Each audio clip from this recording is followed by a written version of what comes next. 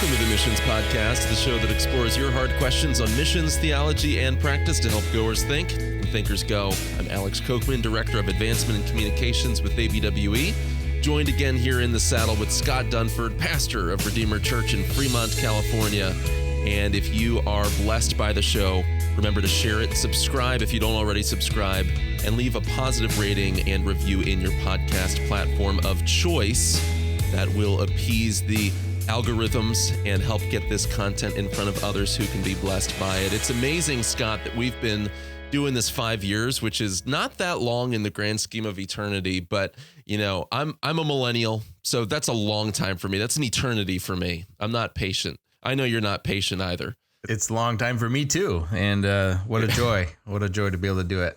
And, you know, one of the things that I love about being a part of Christendom, the kingdom of God, but also specifically modern missions and this organization, ABWE, is that there is a legacy of faithfulness. I had the privilege a few weeks ago of talking to a friend of mine, Pastor RJ in the Southern California area. And RJ, if you're listening, shout out to RJ and his church. But he can trace his salvation, the salvation of his family, the generations of him and other Filipino pastors in that area, all the way back to ABWE's very first founding missionary, Dr. Raphael Thomas, who went to the Philippines 94 years ago. We're recording this in the year 2022, and ABWE began in 1927. Just an incredible thing, Scott. And I know that's something that you've spent time thinking about as well. Well, yeah. One, when I meet Filipino pastors and Christians, often even out here on the West Coast, it's amazing how many times they have some connection to what was going on in ABWE in the Philippines, even though maybe they've lost that connection in years since. But also just as someone who's been a part of the ABWE world as a sending pastor, as a missionary, as someone working in the international headquarters and administration, you know, it's one of those big portraits that we have hanging. And even if we go into the main chapel area, the pictures on the walls, the documents on the walls, give a testimony to one missionary that was a huge influence on a lot of people, including us. And that is Dr. Raphael and his wife, Norma Thomas. And so I think it's very appropriate that we've never talked about him. We've talked about Lucy Peabody, the founder of ABWE. We've talked about a lot of other famous missionaries from times past. We've never talked about the Thomases. And so it's appropriate that we have a veteran missionary, someone who was involved in my training way back when. Jim Ruff is joined us. And so, Jim, well, welcome to the show. You can tell us a little bit more about you and what you're doing now in ministry, but we really want to dive into this question of who were Raphael and Norma Thomas, and why would you choose to write a biography of them? Well, it's a joy to be with you, and I trust that God will help us as we go way back in our history. In fact, far before the history of even ABEO and ABWE. I actually, as a missionary to Japan, had the privilege of learning a little bit about Dr. Thomas through speakers during the years that I was preparing to go to the field. After coming back to the States, I had to come back for health reasons for both me and my wife. I was given the opportunity of serving in the home office in helping to start the training ministry of ABWE. And during that time, I had a few additional assignments. One of them was to put together a list of all the churches that had been started in the Philippines during the many, many years from the beginning of the ministry of ABEO there all the way through the war. It was a joy to do that and a tremendous blessing to see how both with and without missionaries, God had been using our Filipino brothers and sisters to grow the church there in the Philippines. And then I had the opportunity to work on the 75th anniversary book that was put out for ABWE. And in that process was going through all the archival materials and trying to organize things and get pictures and information, and kept running across more and more files on Dr. Thomas. And the more I read, the more fascinated I became. I was then starting my doctoral work up at Baptist Bible Seminary. And for the project that I intended to bring into it, I was looking at a biography of Dr. Thomas. I didn't realize at that point that that biography would take a lot longer. In fact, I ended up doing a basic missional theology for our missionaries with ABWE as my doctoral project, and just kept working on Dr. Thomas through the years and continued to be blessed as I learned more and more about him. Well, one thing about our show is that we have a lot of ABWE listeners. We've also got a lot of listeners outside the ABWE family. There's some history even in just what you unpacked just now, Jim. So ABEO was Association of Baptists for Evangelism of the Orient. That was the original name of what became then, Yes. I believe sometime in the 40s, became ABWE, now Association of Baptists for World Evangelism. And so there's so much history. So let's make that graspable and understandable for people that might Sure. come from an outside organization or approach this as an outsider wondering, why does this matter to me? So the Thomases ministered in the late 19th and early 20th centuries. What was happening at that time that led to some of the factors where ABWE was founded? What were they doing and what was going on at that point culturally and inside the church? It's important for us to go back to the 19th century, Alex, in order to pick up the real picture of that time. If we go back to the time when Dr. Thomas was born in the 1870s, hard to say that, there was a vast movement afoot toward attempting to bring through the work of missions the whole world to Christ. There was a hope that by the end of the 19th century that might take place. Dr. Thomas was actually born into a ministry family. His dad, who was in his earlier years a lawyer like his father and his uncle before him, actually became a pastor as a result of the death of two of his children. Dr. Thomas's children, I'm going to call him Raph because that's what I call him in the book. Raphael was his full name, but many called him Raph for short. Raph actually knew very few of his brothers and sisters. Many of them died. And as a result of that, his dad was moved to lay aside the law and go into ministry. As he was entering into his pastoral ministry, his son, Raph, was growing up to the point where he felt that he could begin to introduce him to several ministries that were ongoing, including that of Moody. The Northfield conferences began during the years that Raph was just in his teens. So he and his dad would attend the Northfield conferences that Dwight Moody held. And in those conferences, there was always a tremendous emphasis on missions.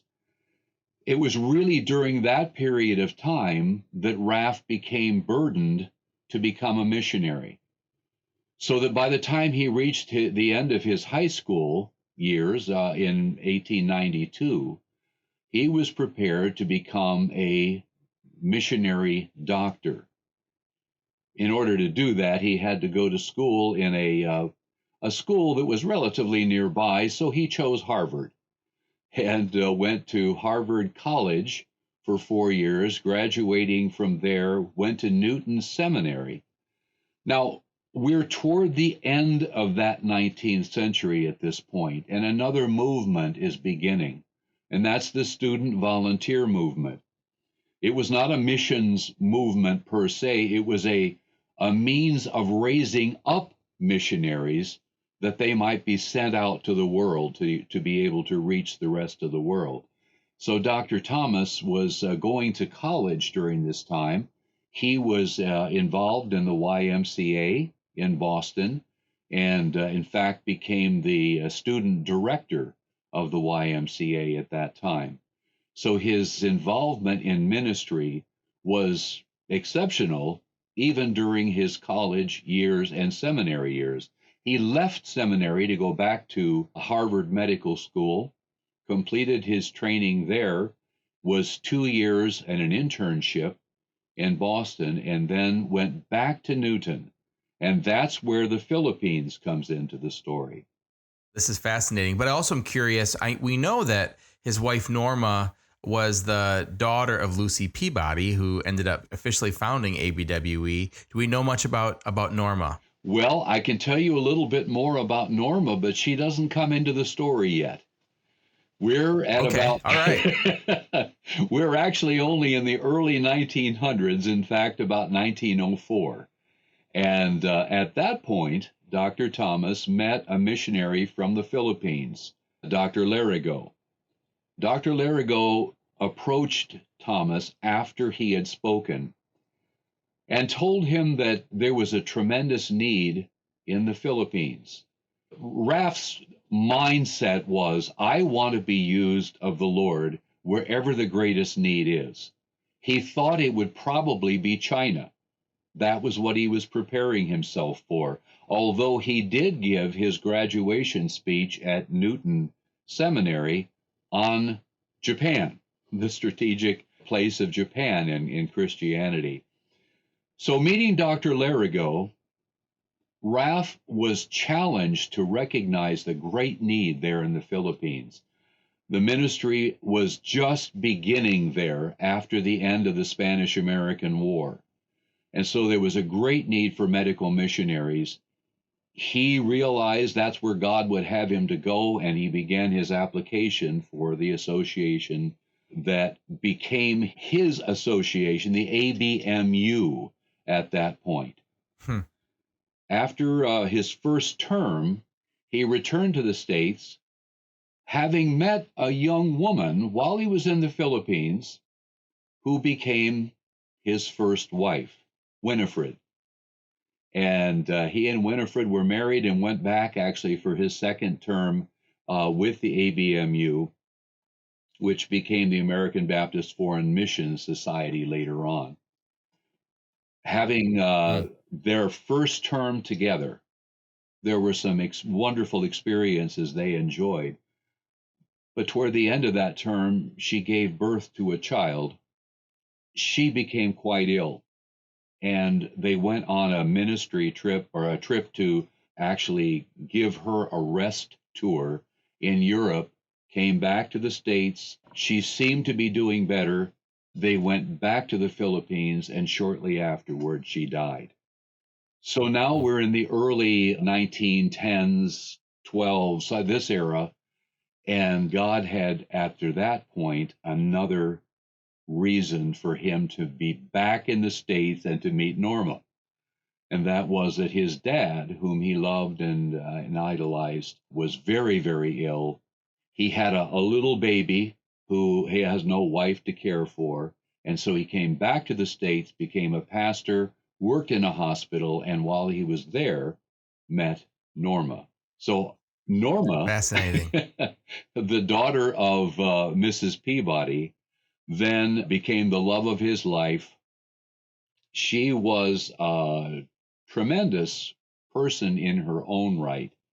She had great gifts as a writer, traveled around the world and wrote books about her experience, including about the Philippines. And again, then as Raph's wife, went back to the Philippines and had the opportunity there of serving the Lord in a variety of ways together with him. And at that point, Raph was writing letters constantly to Norma's mom, whom he called Mother. And she had many names for him, but the primary one was Raph. Well, let's just dive a little bit deeper, just so that we can understand the currents that were happening at the same time here. So Dr. Thomas was with this American Baptist Mission Board or Mission Union. When we hear American Baptist today, we tend not to think of biblically stalwart, conservative, evangelical, orthodox believing, right? We know the history of how things panned out for that particular denomination. That was beginning to happen at this early point, and that's part of what led him in a different direction. Can you unpack that for us? Sure. He was in the American Baptist Missionary Union at the time that it was gradually transferred over to one entity of the Northern Baptist Convention. The Northern Baptists at that point, and certainly the missionaries who had gone over under ABMU and the American Baptist Board, this relationship was such that there were people who were coming out of a number of Baptist groups in the United States. Many of them, most of them early on, loved the Lord. They were very solid in their faith. They had started a school, which was a felt need, that became a college in the area of Iloilo in Haro. This group, as they grew and as they multiplied, included some whose doctrinal position did not agree with the very conservative position that Dr. Thomas had. So as time went on and circumstances developed, he came to the place around 1917 where he felt that the best way for him to develop the ministries he was involved in was to move them to a place where he was primarily involved there and not so much with the rest of the ministry of the American Baptists at that time. So he requested that he be given permission to work apart from the other ministries and concentrate on the ministry there in Iloilo, in the Doan Institute, where they were training young people to go out and present the gospel to people throughout the southern part of the Philippines. They were involved in dormitories for high school students, and he was involved then in teaching them, evangelizing. These ministries were very time-consuming in addition to his full-time ministry as a physician, a doctor there in the joint hospital that was held jointly by the Presbyterians and the Baptists in that part of the Philippines. So this is sort of the background. The troubles developed over the years that followed. Raph had a tremendous ministry there. He loved the Filipinos, loved the people he was working with, and he loved many of those who were his colleagues. It's just that there developed some things that were happening related to the other school, some things related to the group of missionaries who were there with the board that Raph was unhappy with. And as a result of that, he began to feel that there was an undercurrent that was developing that he needed to begin to question. And in the course of that questioning, there came to be a rift, if you will, between him and some of the other missionaries, and eventually with the board itself, to the point where he began to request that certain things take place. One of those requests was that there was another area of ministry that was opening up. And you have to understand that Raph was always looking out for other ministry possibilities. That was his heart. He was involved in church planning. He was training. He was doctoring. He was doing all of this, and now a new opportunity opened up. He himself had been having some health problems. And so as a result of that, the board came back and said, well, if you take back the request that you had made in 1917, that you be separate from the rest of the work, and if your health will allow, and there were 2 or 3 other things that were mentioned, then we will give you permission to do this. At the same time, what had been happening was that some letters had been sent back to the home board concerning Raph and his ministry, and he learned about the fact that he had not been notified that this was going on. And so he sent a letter to the board and requested that the board would do certain things that would control the dissemination of information and that sort of thing. He was willing to go along with what they had requested, but he wanted to make sure that they were aware of the problems he was seeing. Mm. And so what happened next? Next is the breakup, if you will. Around 1926, still at the height of his excitement about what the Lord was doing, literally in that area of the Philippines, there were over 1,000 baptisms in the course of a year. There were hundreds who were coming to Christ. He was so excited about this. He had really been praying for years that the Lord would provide another doctor to come in so he could just be involved in helping with surgery and out doing these other ministries. And the reins were being pulled in. And so the result of that was that in 1926, he resigned from the ABFMS. In his resignation, he made it clear that he wanted to be able to talk with the board about it. The board sent over a delegation to investigate everything that was happening in the Philippines, but he believed at that point that it was the wrong thing for them to do and for him to be there. He returned to the States just about the time they arrived. They did meet briefly, and then he and Norma came back to the States. After that, they met with the board. The board felt that the best thing to do was to accept his resignation, and that was the end of his relationship after 20 years with that board. So, Jim, the simplest retelling of the story that often is circulated kind of within our organizational family is that the organization was drifting left into some kind of social gospel and didn't want their missionaries engaged in all of this direct evangelism. And Raphael Thomas was a dissenter. So there's more layers, it sounds like, but there's truth there as well. So how accurate would you say that assessment is? How would you characterize it briefly? I learned very quickly as I was going through this period of Raph's life that there are many layers to it. It is true. In fact, let me put it this way. One of the claims that was made by the IBFMS when they accepted Raph's resignation was that he had not mentioned anything about concerns about a movement left, about liberalism within the missionary work there in the Philippines. Later, in his response to that, Raph mentioned, as did Mrs. Peabody when she appeared before the board, he mentioned that he had not brought that issue up because he did not want to embarrass the mission by bringing out these issues at that time.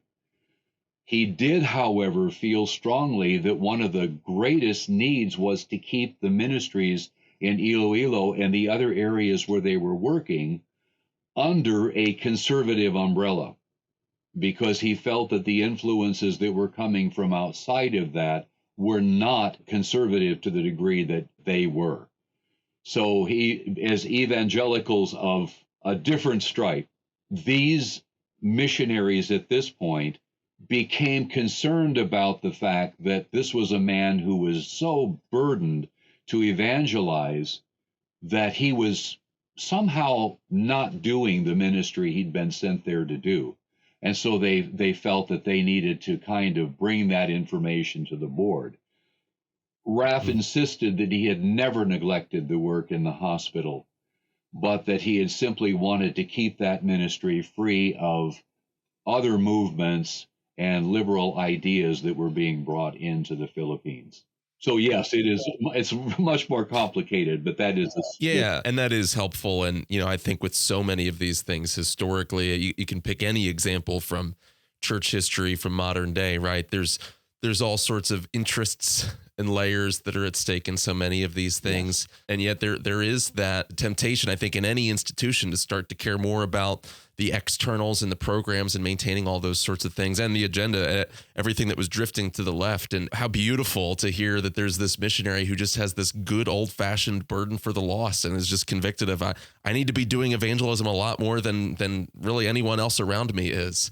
and to see how God used that impulse and that spark to lead to something more. Sorry, Scott, I didn't mean to talk over you. No, I was just going to add, for those who aren't familiar with history as much about those times, that was a time when a lot of separation, I think is probably the right word, was going on within lots of denominations as there was this liberal drift within Methodism, Presbyterianism, Baptist, Lutheranism, and a lot of dissent movements were starting at that point, was people were going, a line has to be drawn somewhere around the integrity of the gospel and the clearness of God's word and the authority of God's word, and even the inspiration of scripture was being debated at that time.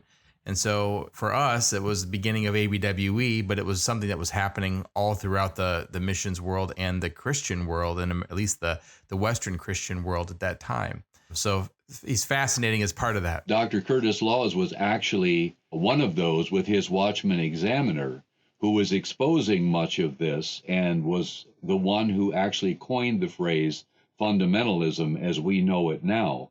It turns out that Dr. Laws was also one of those who was there at Watch Hill when the meeting was held with supporters of Dr. Thomas, with the idea that maybe it would be possible to send him back under a new mission organization.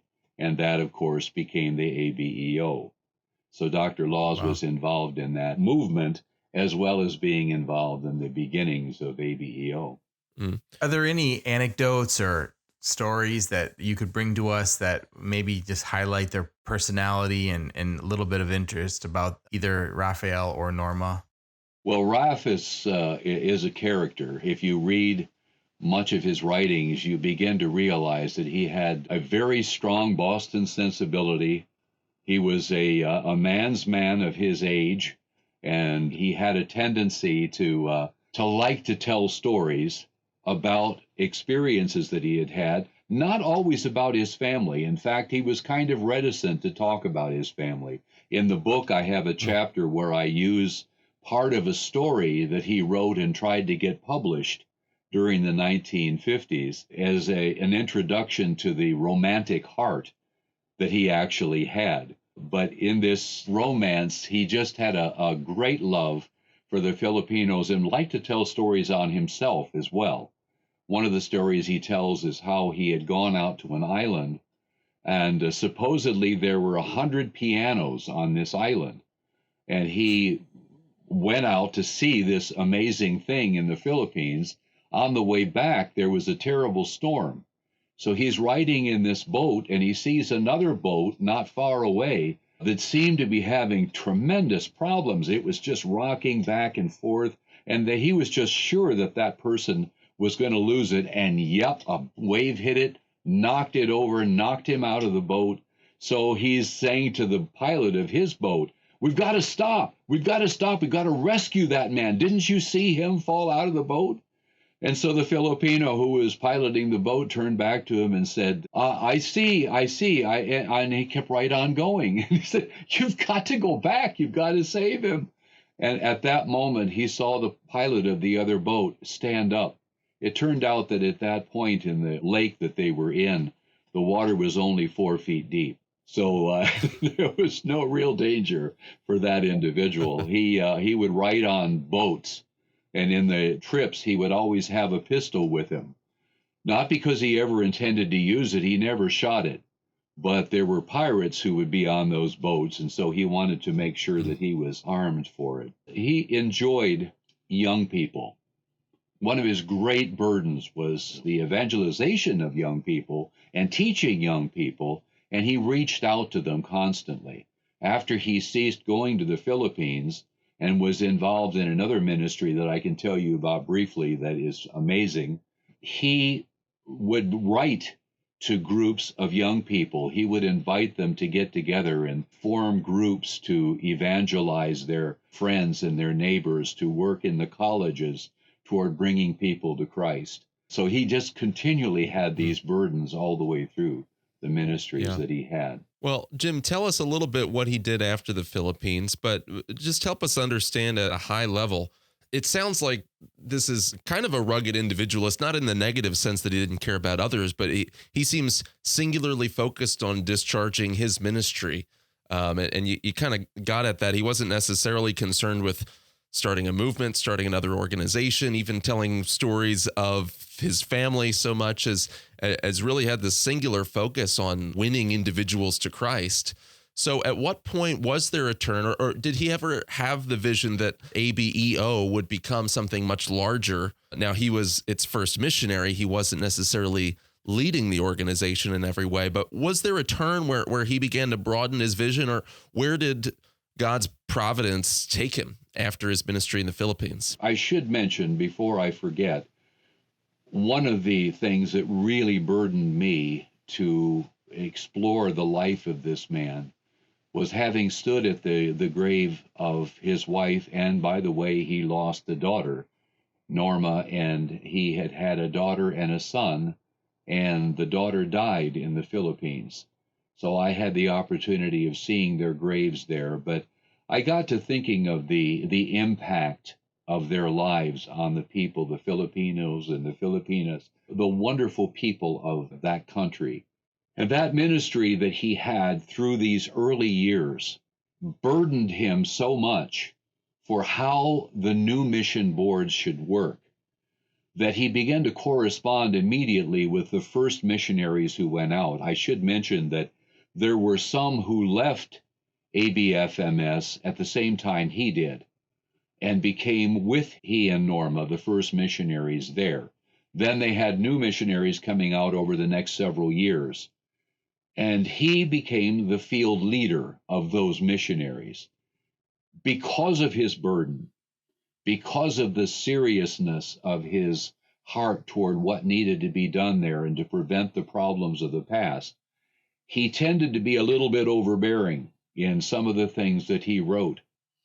And there's another issue that comes in here that has a big part in the later part of his story, and that is that he wrote to them to be concerned not so much about the imminent return of Christ as about the imminence of Christ.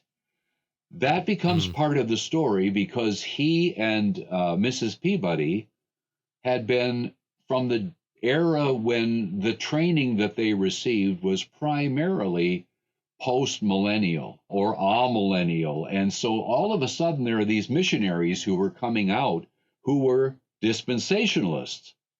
And so he got concerned because he wanted to make sure that these dispensationalists, with all of their interest in the millennium and the return of Christ, that they would be fascinated with the people and that they would be evangelizing the people. And so he brought this out so strongly that one of the early missionaries actually resigned from ABWE because he thought he was being threatened for his dispensational stand. Some of the stories that come out during this period are fascinating. But as time went on, his health became a factor. And so actually from about 1927 to 1932 or 33, he was physically involved in the ministry in the Philippines.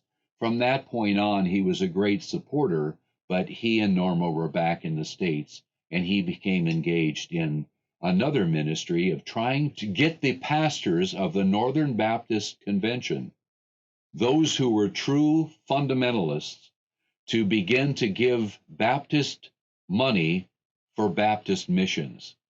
And so he devoted years in the attempt to try to get these conservative pastors within the Northern Baptist Convention to become engaged with the idea that they should support a fundamentalist board that was meeting the needs of people through evangelism.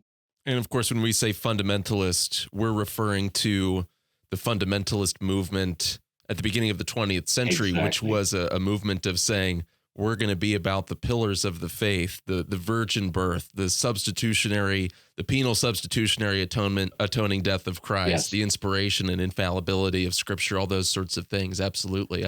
I just think there's so many lessons here for missionaries today. Scott, I've got a quote that's kind of burning a hole in my hands as I'm looking at it, holding it, wanting to read it. But I don't know if you want to interject anything, but I've got a quote that I think brings a lot of this full circle. So our friend RJ Kabugwas, who ministers in Southern California, we started out by talking about him. And I captured a few notes from my last conversation with him. As we said at the beginning of the show, him and his family, a number of other Filipinos, trace their salvation to the ministries that were started by Dr. Thomas and Norma back in the day. And he said this: "I'm a third-generation pastor and could still savor the moment wherein I could say with all of my heart, I could not even begin to express my thanksgiving to ABWE missionaries after all these things." And he talks a little bit more about what that journey looks like. He says, "You guys here in America experience a lot that we don't experience in the Philippines, and yet you've stripped aside all of the comfort that you had here in America." And he's speaking specifically about the early founders of the mission. "Flew all the way to the Philippines in a third world country to share the gospel, and I'm a recipient of the grace of God because of ABWE missionaries who have shared the gospel of Jesus Christ, and for that I am forever thankful." Amen. And he goes on from there, and what just a powerful testimony that we're going to be in heaven with these people. We're going to be in heaven with Dr. Thomas and Lucy Peabody and Lottie Moon and Annie Armstrong, and pick all of these kind of saints that lined the way. William Carey, and what a powerful story there, Scott. Yeah, absolutely. What a great legacy, and really appreciate the work you're doing. I know it's not quite ready. I don't know if they think it's quite published yet, but Jim, can you tell people a little bit more of how they can find out more about the book, where they can get the book? I would love to know more about how people can connect. And if they have questions, how can they reach you? I would like to follow up, if I could, on Alex before I do that. Of course. At the end of the book, I have a comment that I make about Raph and his dear wives and all of those who were his colleagues who served the Lord there, and those of us who've had the privilege of serving as missionaries.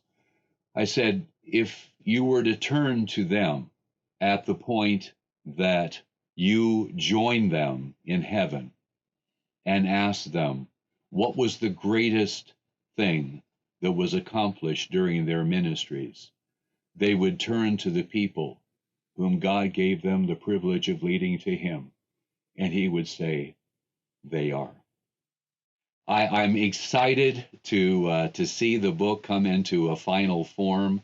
It is completely written at this point, but we're going to have to move now into the editing and the eventual publication of the book. If anyone would like to write me or to ask further questions or just get a little bit more of an insight into some of the areas that we have or haven't talked about, you can contact me at jim@abwe.org. That's right. Very good. Yeah, I encourage you all to reach out to Jim, get some more information.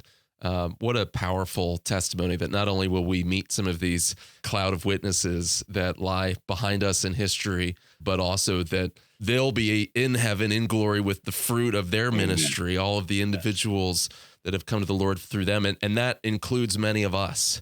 And may it be that we're able to bring many with us as well from all nations. What a powerful story, Jim. Thank you for joining us here today. And to you who are listening, thank you for being a part of the Missions Podcast today. The Missions Podcast is, in case you hadn't guessed it by now, the ministry of ABWE. To get more, go to missionspodcast.com or abwe.org/podcast. You can learn more about the organization there. Before you leave, remember to subscribe so you don't miss an episode. New episodes drop every Sunday night at 7 p.m.